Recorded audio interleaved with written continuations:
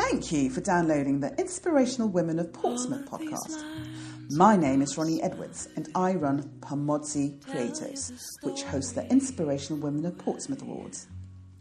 These awards mark International Women's Day through a nomination process where anyone can be nominated for being inspirational, regardless of their context. The project also raises money for the rape counselling service PARCS. And in this episode, we meet two women behind the newly formed initiative, Project Catalyst. I hope you enjoy them.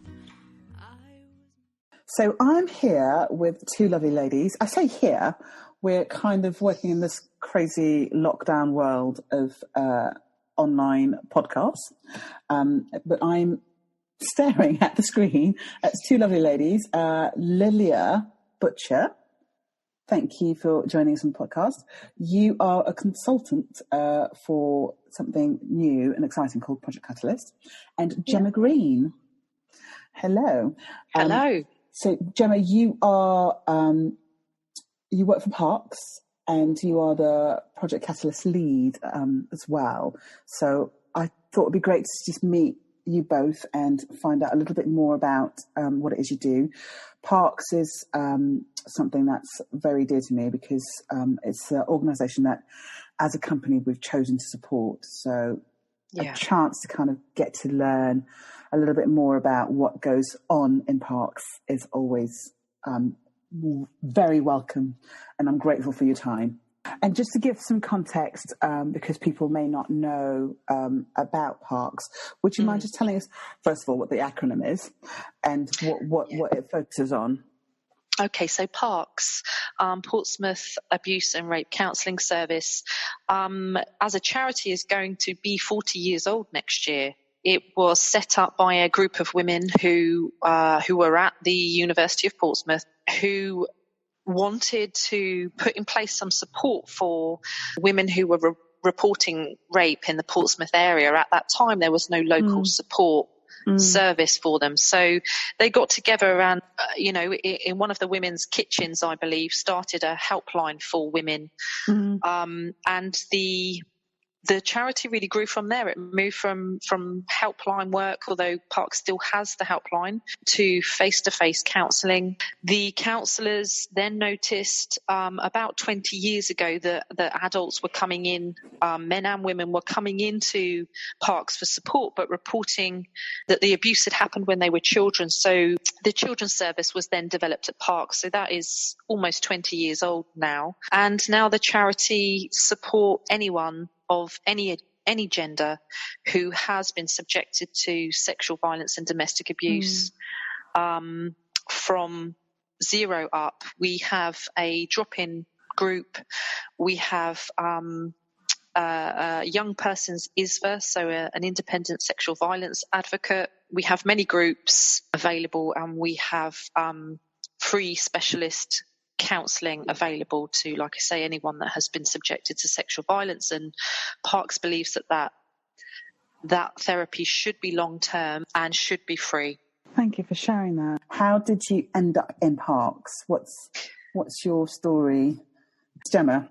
I have been at PARCS now for 9 years, in many roles, and I have been working in the field of violence against women and girls for about 17, 18 years now. So I've worked across, if you like, a potential survivor's journey. So I've worked in refuge. I've managed a 24-hour domestic abuse helpline. I've worked with perpetrators of sexual violence and domestic abuse. And actually the work that I am privileged enough to be part of at PARCS is all around working with children and young people, and really about supporting them to become the next leaders, really, the next people working in this field. So yeah, that's kind of my journey at PARCS. And Lilliah, how did you get involved with PARCS? Because I was quite proud of you when I first came across you. Tell us about yourself. So I was part of NCS, the National Citizen Service, in 2017, and through that was part of the graduate scheme in 2018 to 19.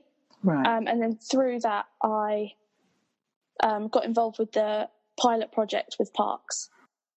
And the pilot project focused on what exactly? So that was where we'd meet up every week, and different inspirational women from different organisations came in and spoke to us about their story and how they'd got into what they were doing. And those conversations led to us noticing the problems that we had with, like, the culture around different areas like music and sport and things like that. And that's how we started, really, the I Am a Girl project. So the I'm a Girl project, it kind of was this brilliant film project, wasn't it? Can you just unpack it a little bit more for us? Because it was brilliant. And then it led to other things as well. Yeah, so the I'm a Girl project was a video of most of the young women who were involved in the pilot project talking, just making statements about being the woman that they are. Was it about media as well? Like how actually you were coming against what the media was telling you? Yeah, so the statements we were making were based on what we felt was missing from the media. So there was a big range of statements basically saying that whoever you are is okay. And that was a project that we filmed as a group, and then as a group went to the International Women's Award to present that video as well. It was very inspiring. Thank you so much for sharing that with us. So, Gemma, you worked with Lilliah, didn't you, on the project last year? Yes. That's how you know each other. Yes, that's how we met. We met through the NCS project, and then we worked together in the group, and that's how we got to know each other. And actually, Lilliah was one of the young women that said, if the pilot project was really about trying to get funders' attention, and Lilliah was one of the young women that I believe, helped us get this funding for this new project that we're going to talk to you later about, and was one of the young women that was saying, if you got this funding, I'd really like to be involved. So that's kind of what we're doing here with this podcast. We're getting this project going based on the funding that these young women helped us to get. That's fantastic. So the other thing that was quite paramount in last year's event and this year's event, and I just love the conversation that got started off the back of it, was the elephant in the room. So you literally had an inflatable giant elephant, didn't you? Yep. So what was that all about? So PARCS is members of an organisation called Survivors Trust, and we have been working for a few years with the concept of the elephant in the room, and purchased. I think the elephant's actually 10 foot. It's quite a big elephant. It's quite big, we find that really supports people to understand what we're trying to do. What, like Lilliah said, in order to bring about, to change culture, we need to be raising people's awareness of the elephant, and the elephant as a visual tool really promotes that space to have that conversation. In a literal room. In a literal room. Because it's really difficult to talk about sexual abuse. No one really wants to talk about it. No one really wants to acknowledge it's happening, and it's frightening, and there's a lot of shame attached to it. So we really want to acknowledge all of that, but at the same time support people to be able to have those really difficult conversations about it. And the elephant really is is a good way of doing that. We've actually, some of the parks team carried the elephant for 10 miles around the Great South Run. Oh my giddy aunt! So the elephants how many people did that? I think there were 8 of us doing it. Yeah, we all took turns to carry the elephants. The elephant went round the course of the Great South Run. It took us 2.5 hours. The sense of shame I'm feeling right now. The sense of shame, because it took me way longer and I wasn't carrying a 10-foot elephant. I salute you, Parks. Wow. But it felt important, and actually some feedback was that actually that's how survivors of sexual violence sometimes feel, like they're carrying an elephant around. And we just think it's important to take the elephant into places where people don't think it's going to be. So, because it is in all places, in football clubs, it's in,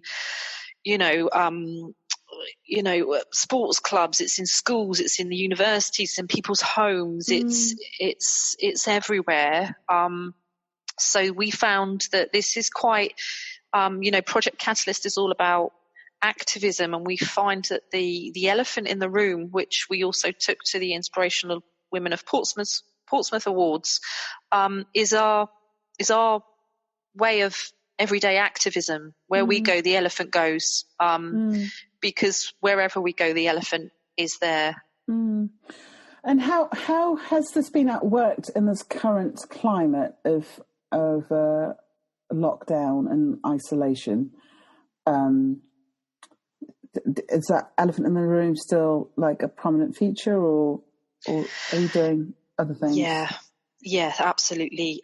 We launched on Monday last week, PARCS, supported by Project Catalyst. So the young women have actually been supporting us to come up with the conversations about the elephant during lockdown and the pandemic. One of the young women has been designing the posters. So if you go onto our Instagram and our Twitter accounts, you'll see the posters about the campaign that we've launched about the elephant during lockdown. And really the message, there are 2 messages. There's a message to survivors to say from Parks that you are not alone. We also want to say to survivors that we understand that the elephant might be bigger at the moment. People are locked in their homes, and the elephant can feel huge if it's in your home with you. I've read some really heartbreaking stats around that. The growth in domestic violence. During the lockdown. So that yes, absolutely, and that's one of the reasons we wanted to talk about the elephant, because absolutely we need to have the conversations about domestic abuse. That is another elephant in the room, and also we need to have the conversations about the impact of the elephant for survivors of sexual violence, and being in their home with trauma and their own trauma. So no matter if the violence or the abuse is happening at the time, there's still an impact during lockdown for survivors of sexual abuse. So that's one of the messages. And the other message is a call to action really for the community. It's, our hashtag is we all have the power to shrink the elephant. Because Parks believes we do. And one of the ways that we can do that is by raising awareness of the impact of sexual violence. And we can continue to do that during lockdown. In fact, it's just as important that we do that during lockdown. That's fantastic. And if people want to find out a little bit more about that particular aspect, like the elephant in the room during lockdown, can they go to different social media platforms or? Absolutely.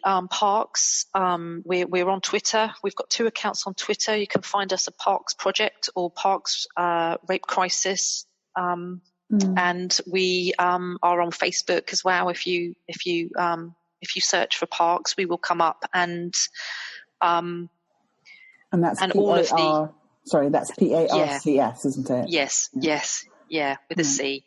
There's all the information is on parcs.org.uk if you do have any difficulties finding us. Oh, thank you for that. So I'm excited to learn a little bit more about Project Catalyst.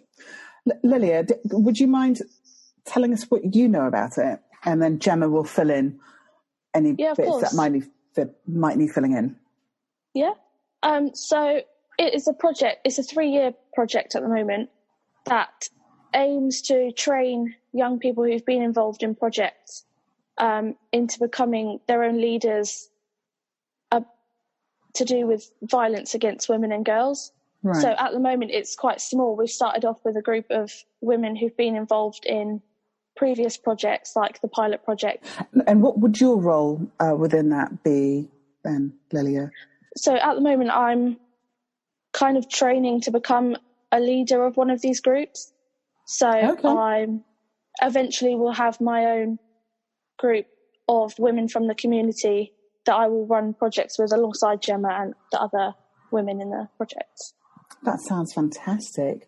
So you would run a group with X amount of women, and then off the back of that group outwork something specific to kind of addressing those issues. And then eventually in turn those young women can then progress into becoming leaders of their own groups and advocates for what they believe in as well. Oh, that sounds brilliant. And Gemma, this all was inspired mostly by you, was it? Project Catalyst is an accumulation of, I think, 40 years of PARCS, for me anyway, 40 years of PARCS, right back from our roots, where we started. You asked me at the beginning about my journey at PARCS, and actually I've been inspired during my journey at PARCS. I was inspired by one of the women that set PARCS up, Diana Warren Holland.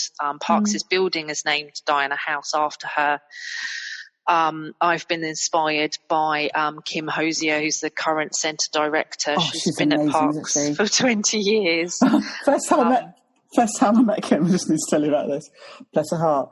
I remember feeling really frazzled because she was like bang in the middle of probably about 4 meetings I had that day. And she's got such a sense of calm. She radiates such calm. I remember walking into that meeting, half looking at my watch thinking, right, I'm gonna try and pull this off in 45 minutes. And in the end, I sat there for an hour and a half. I was like, I don't want to leave you, Kim. Yeah.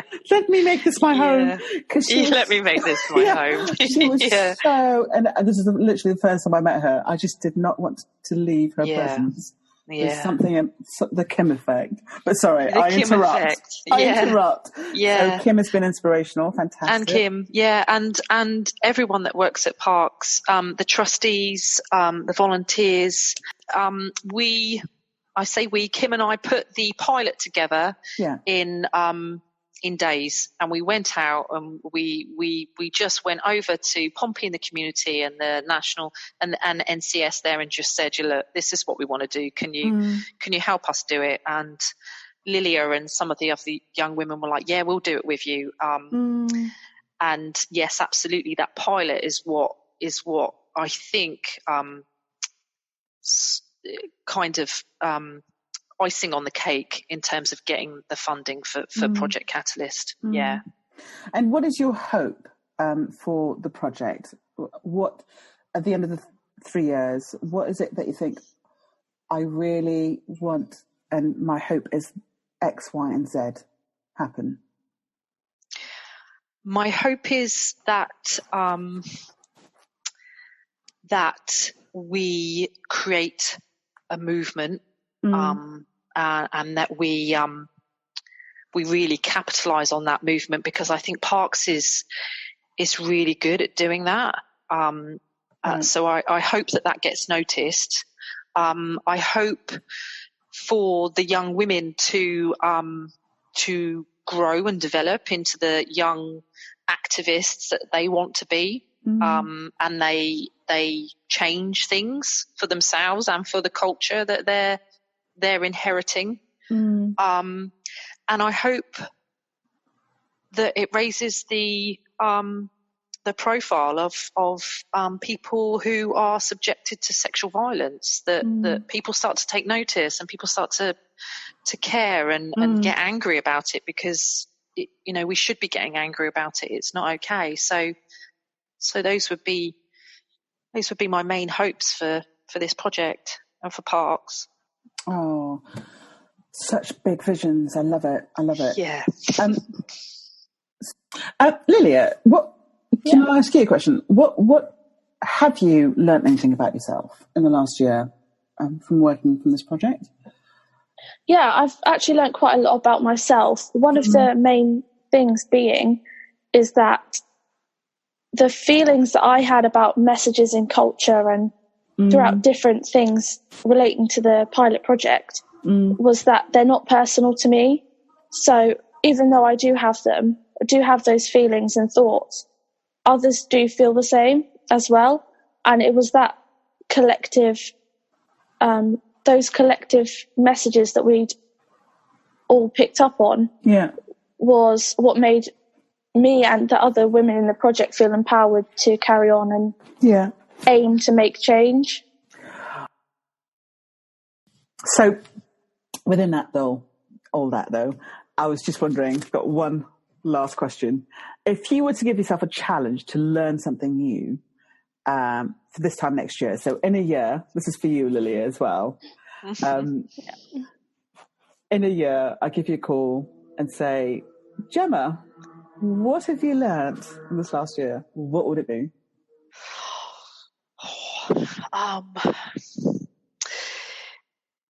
I kind of want to go with that I'm learning every day, because I do learn every day. I learn something different every day. But you need to say that again with your legs crossed and your fingers in that yogi position with your eyes closed. Yes. Yeah. I can't believe I'm saying this. So I've always been a real big sports person, very sporty. And I have recently been quite interested in crafts. Fantastic. Yeah. This is new for me. Brilliant. I'd quite like to learn how to knit, and how to make things, because I don't know how to do that stuff, and I'm getting quite into craft. I'm really interested in craftivism as well. So craftivism. Oh, have you been along Albert Road? Yes. Have you seen all the all of the knitting and adorns. The bicycle? Yeah, I love that. It. And that's a real shift for me. That's a real change. I think, if you'd asked me this 10 years ago and mentioned knitting, I'd have laughed. Yeah. I'd have laughed and said I was going out for a run or something. Crochet's meant to be an easier start. Yeah, that could be. Crocheting. I'm going to say crochet then, because if you ask me in a year, that's more achievable for me, I think. Oh, fantastic. I love that. So I love a bit of craft. In fact, my children were half joking that they didn't want to stand still too long because I would probably try and paint them. Because I went through a phase. If you go to my house, everything's like this shade of white or blue, because I found that some in the attic. So I've been like painting everything. Them. Love a bit of craft. So let's celebrate the craft making in us. Yes. What about you, Lilliah? What if I was to kind of give you that challenge in a year's time? What would you? There's a few things really. So one of them, relating to the projects that we've been doing, is using the skills that I've learned and advocacy and things like that, and relating that into the other aspects of my life, like uni work, and other, like if I've got a job separate to the projects as well. I didn't realise you're at uni as well. That's awesome. What are you reading? So I'm just finishing my first year doing a law degree. Oh my goodness me! You're really clever. Oh no! But so is that at Portsmouth Uni? Yeah. So I'm at Portsmouth Uni, just finishing first year. Oh my gosh, I don't have the attention span to read a whole book, let alone to a law degree. I salute you. Oh, I can't wait to see what your story will be in 10 years. I'm going to look you up. This is very exciting. So you want to learn, sorry, because I interrupted you, law degree. I'm just very excited about the law degree. So carry on. So I could use the skills that I've learned in these projects and integrate that into the other aspects. But separate from the projects and everything, I have been on like a journey learning how to cook properly. Fantastic. I did briefly move out and I hadn't really ever cooked before. So now I'm back at home, I'm learning how to cook healthier food. And I'm quite enjoying it more than I thought I would at the moment. Was that lockdown imposed? Or was that something that you... I'm interested to see how things are going to manifest themselves, because people have either kind of gone your route and thought, actually, I'm going to kind of really invest in healthy eating, or they may as well have bought shares in Uber Drive and take out deliveries. There's like either or, isn't there? So well done to you for investing in it in a productive way and not buying takeouts all the time. I have still been doing that, but not all the time. Balance. Balance. Balance is the key. Both is okay. Indeed, balance is good. There was a really funny video that came out that you wouldn't have watched, either of you, because you use your time productively. But it was this like 40-second clip at the start of lockdown where a mum is explaining to maybe 2.5-year-old that we're going to have lockdown and mummy's going to do all the cooking. And the toddler's crying, no, I don't want mummy's cooking. I want takeout. You're like, oh my goodness me. Yeah. I can't do mummy's cooking. Oh dear. Thank you for that slight insight in how fabulous you are, Lilliah. Like I say, I feel even more, knowing that you're studying law has made me even more of a fangirl over you, because I think what you're doing with Project Catalyst is awesome. Add a law degree onto that. Oh my goodness. Very exciting. Yeah. Thank you both for your time. It's been great to kind of get to learn a little bit more about PARCS and a little bit more about Project Catalyst and kind of your roles within that. So thank you so much. Thank you, Bonnie. Yeah. Thanks for talking with us today.